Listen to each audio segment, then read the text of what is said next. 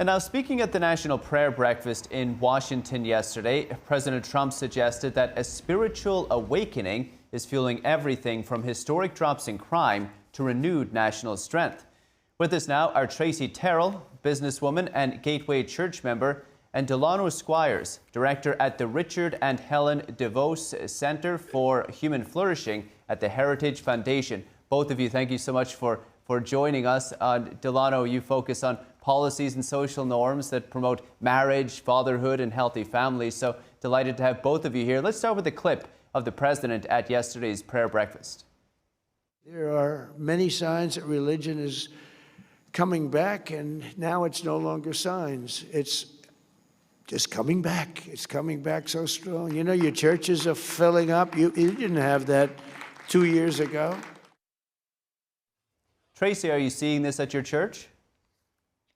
Oh, absolutely. I really am. As you know, I'm a member of Gateway Church in Southlake, Texas, and we actually had some controversy last year with our pastor, and it really disturbed our church. However, I mean, it disturbed that our pastor was replaced. However, it brought our church stronger. People, it's all about God. We we look to God. We're relying on God, not man. And there's trials and tribulations going on. We're just feeling them more and more. And I just see more people pressing into God and trusting God and knowing that He is our source. Richard, why do you think more people are going to church? Is that a question for me? Yes, please. Yeah. Oh, well, I think it depends. I think I'm hoping part of it is sort of interpersonal evangelism. More people are going to church because more people are being invited to church. I know our church, and I go to a small church in Maryland.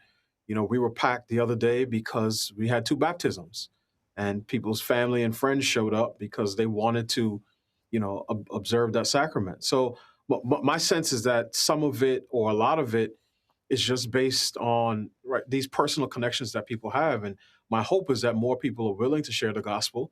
And that is the reason that you see pews filling up. I don't necessarily associate it to a particular political party or candidate or agenda. It might be the case, and I certainly think one party is better on religious liberty than the other. But my hope is that if we see church pews filling up, it's because more people are sharing the good news with their neighbor. Delano, I misnamed you just now. My apologies. Let's play another clip of the president.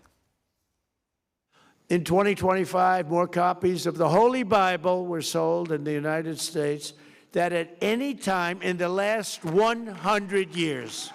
Now, how about that? Delano, the president later said that more young people are attending church. How much of an impact has the Charlie Kirk effect had on this?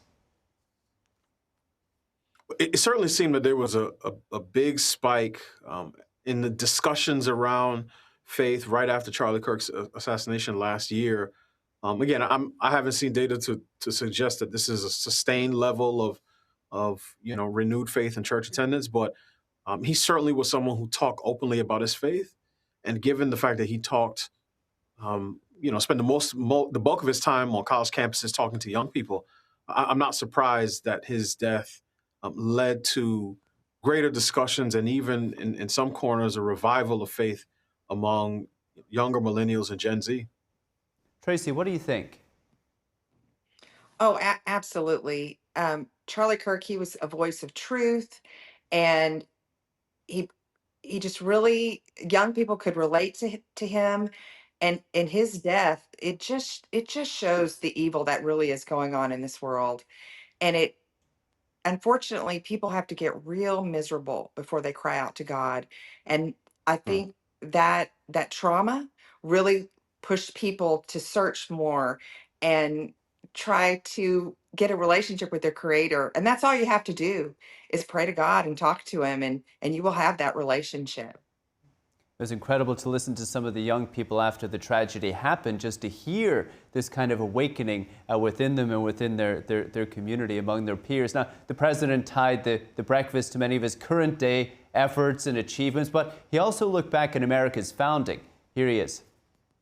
But on that momentous day in 1776, history changed forever when our founders proclaimed the immortal truths that echoed around the world and down all the way through time. They declared that all of us are made free and equal by the hand of our Creator. Delano, this is America's 250th anniversary year. How has the role of faith in American life changed since its founding? Well, it certainly seems as if fewer people identify with a particular faith. Pew Research has covered this, the rise of the nones, N-O-N-E-S, people who don't claim any particular faith, whether they're atheists or agnostic. There certainly seems to be an increase in the number of people who say that they're spiritual but not religious. And again, depending on what data you're looking at, a decrease in the number of people who self-identify as Christian. That being said, again, there are still communities and certainly families and individuals who've remained true to their faith. And I actually think there's a connection between faith and religious practice and family formation. And in fact, some professors have done research that shows that some of the families who are most likely to have more children, 4, 5, 6, 7, 8 children, tend to be most religious. So even though, again, across the culture, things seem to be secularizing, there's still a remnant that remains in our country. There are still pockets. This is a fascinating stat about the family formation. Delano, Tracy, do you think the founders' faith should be in the spotlight more often, perhaps to inspire people?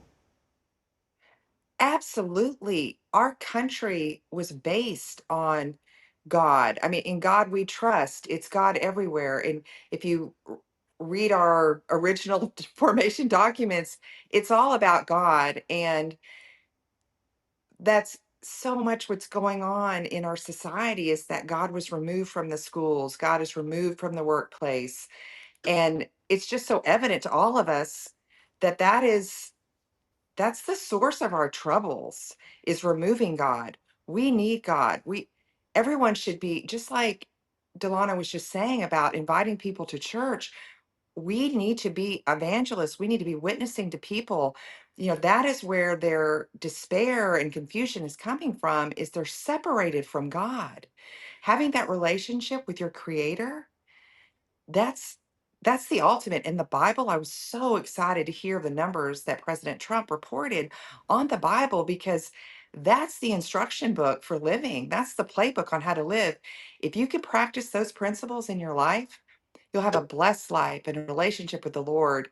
It's truly such a blessing how God, He created us and has a design for our living, a plan to prosper us and not harm us.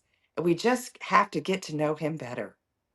Like you said, some of the numbers the president brought up is just fascinating to hear. One final clip of the president to bring us back to the modern day. And and maybe that's part of the reason that we're doing so well. There's such great spirit. It's all spirit, and it includes religion. I've always said, you just can't have a great country if you don't have religion. You have to believe in something. Now, Delano, when you look around the world, especially communist regimes that are suppressing faith, how important is it for the United States to hold that torch high? It's critically important. Religion gives people a moral framework, gives them a sense of purpose, gives life meaning, and it informs our worldview. So one of my contention is that the intense partisanship that we see, and sometimes it feels as if people have made politics their religion. I connect that to a decline in religious faith. So when you have a God-sized void, sometimes you look for anything to fill it. So again, my contention is that people are trying to fill that with partisan politics. That's where they now go for their moral formation. That's where they get, a sense of purpose for life. And I think that's a mistake. So, we do need to turn back to God, to repent for our ways. And that's everyone. That is a universal message. That's not dependent on whatever your political party is. But yes, we need to continue to be a people who believe in something outside of ourselves. That's an interesting perspective on the politics. Now, seems we may have just lost Tracy. I had a final question for her, but Tracy and Delano, thank you both so much for joining me today.